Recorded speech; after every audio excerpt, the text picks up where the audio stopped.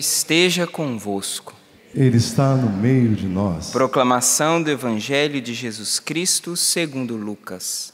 Glória a vós, Senhor. Naquele tempo, os publicanos e pecadores aproximaram-se de Jesus para o escutar. Os fariseus, porém, e os mestres da lei criticavam Jesus. Esse homem acolhe os pecadores e faz refeição com eles. Então, Jesus contou-lhes esta parábola.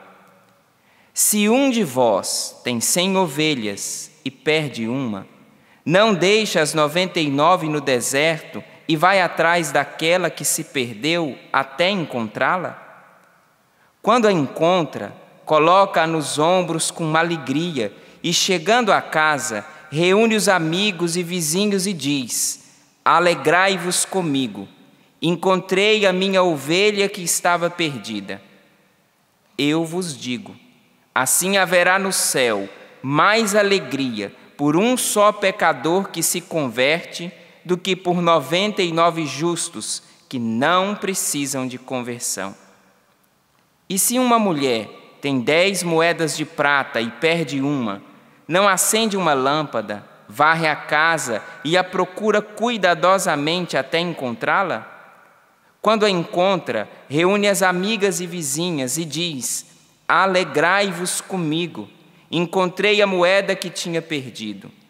Por isso, eu vos digo, haverá alegria entre os anjos de Deus por um só pecador que se converte. Palavra da salvação. Glória a vós, Senhor. Irmãos, a liturgia de hoje nos coloca diante do grande, do extenso e do profundo currículo que Paulo trazia. Paulo coloca na primeira leitura todos os títulos, desde os títulos da carne, da descendência da carne, até toda a formação que ele tinha.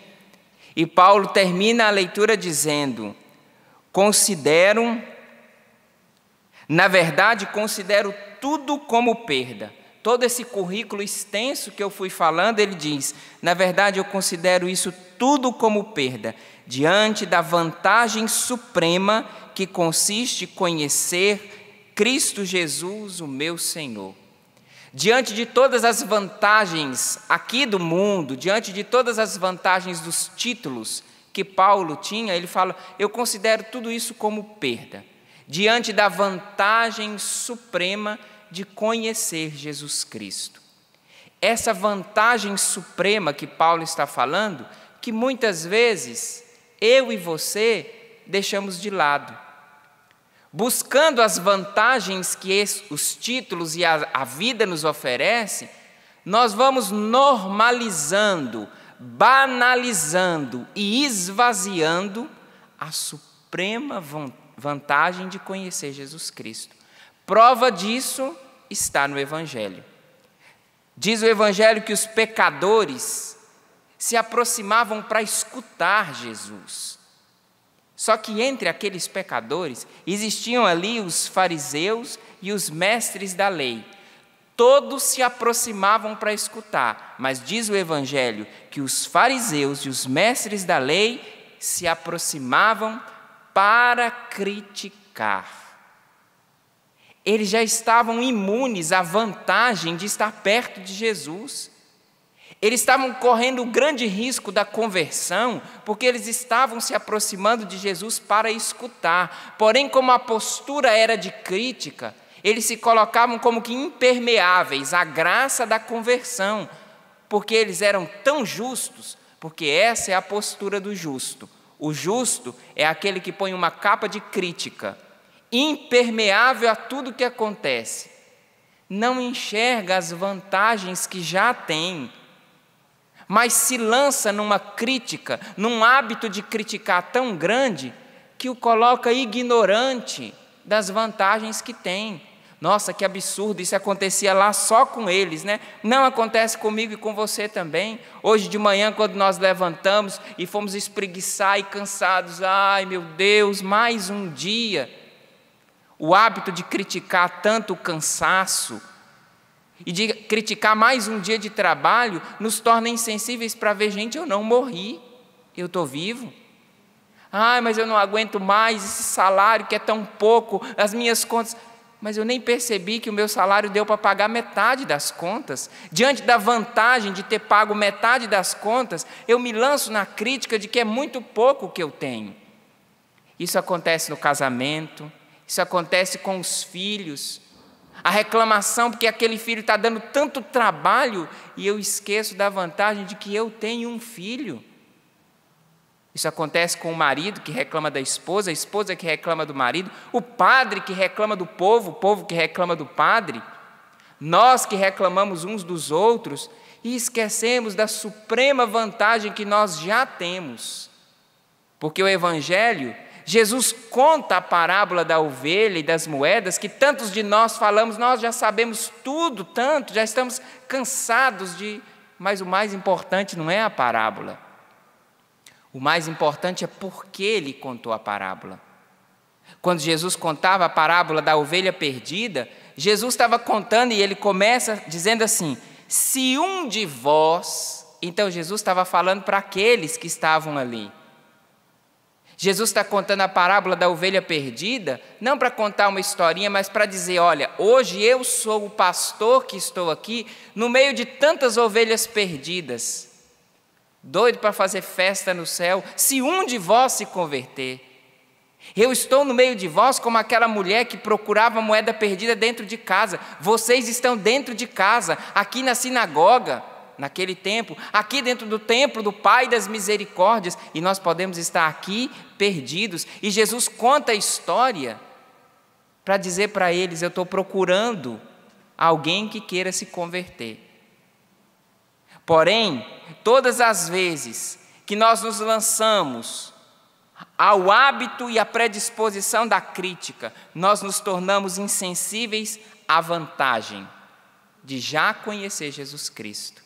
Aqueles homens criticavam Jesus. E qual era a crítica? Ele acolhe pecadores e faz refeição com eles. Eles estavam tão ávidos pela crítica que eles nem percebiam que Jesus estava comendo e acolhendo a cada um deles, que também eram pecadores. Eles criticam Jesus sem perceber que eles estavam sendo os beneficiados por essa postura de Jesus. É verdade que Jesus acolhe e faz refeição com os pecadores? É verdade, mas eles estavam tão ávidos pela crítica que nem perceberam que podiam se beneficiar dessa postura de Jesus. De fato, Jesus acolhia os pecadores e estava contando aquela historinha para acolher aqueles homens. A história das ovelhas, a história da moeda, não era para encher linguiça, não era para passar o tempo, era para ver se aqueles que se aproximavam para escutar tinham a coragem de se converter. Porque por 2 vezes, Jesus repete no final da parábola, tem mais alegria no céu por um só pecador que se converte do que por 99 justos que não precisam de conversão. E muitas vezes, quando eu e você, dentro de casa, dentro da nossa paróquia, nas nossas comunidades, no nosso trabalho, nós nos lançamos a criticar, nós estamos correndo um sério risco de jogar fora a suprema vantagem de já conhecermos Jesus Cristo. Porque hoje, a crítica feita a Jesus ainda vale. Ele continua acolhendo pecadores. E quem são eles? Somos nós. Ele continua fazendo refeição com os pecadores? Sim, com uma diferença. Hoje, ele se fez refeição na Eucaristia para que os pecadores se aproximassem e, ouvindo a sua palavra, pudessem tomar da mais bela, mais forte e profunda refeição, a Eucaristia. Essa vantagem eles não tiveram lá, mas nós temos aqui. Porém, se insensíveis à graça que nós já temos, porque nos aproximamos para escutar, dispostos a criticar, nós podemos jogar fora a vantagem suprema que nós já temos. Nós já conhecemos Jesus Cristo. Por isso nós estamos aqui, por isso a gente acompanha pela TV, por isso a gente está aqui na Santa Missa, por isso a gente colocou no primeiro momento do dia a Santa Missa. Nós já conhecemos.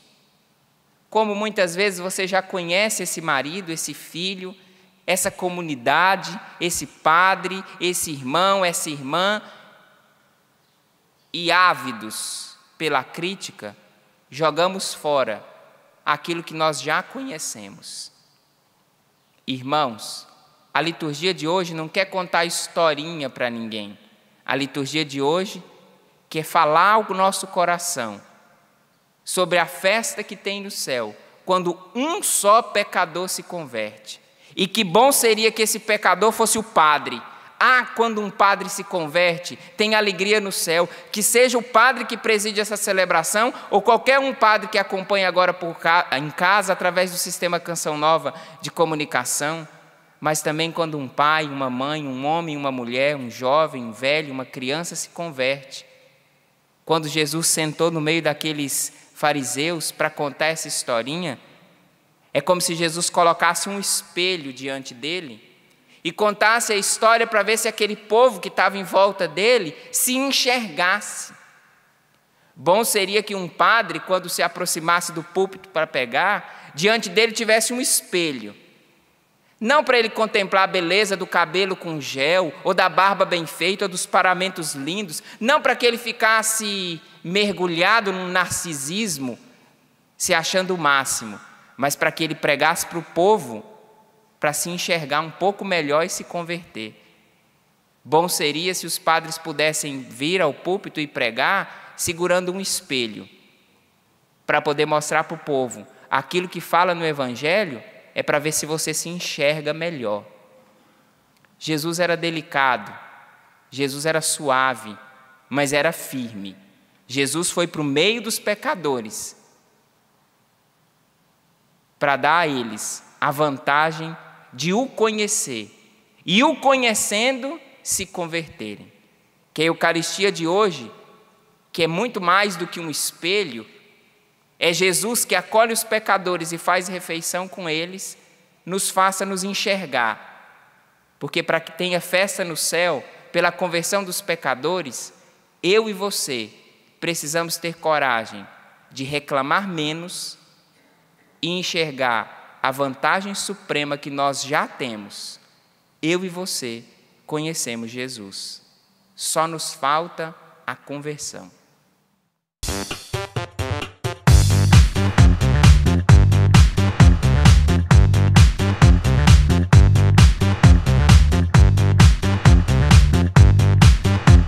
CançãoNovaPlay.com. Assine já!